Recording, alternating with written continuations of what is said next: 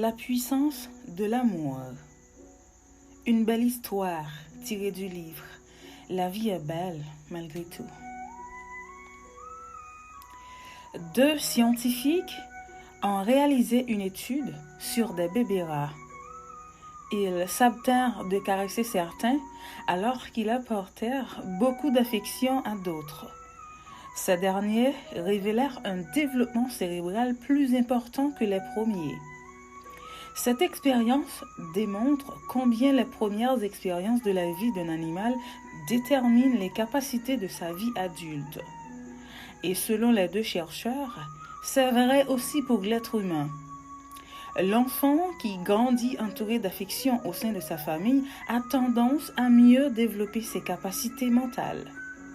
Cette découverte met en évidence l'importance de l'amour à chaque étape de la vie, surtout durant l'enfance.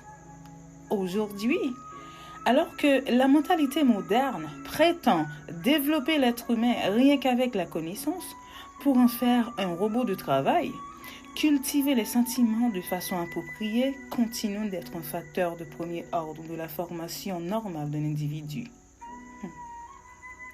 En effet, l'esprit humain n'est pas un fichier froid d'informations ni un ordinateur qu'on fait fonctionner en appuyant sur des boutons.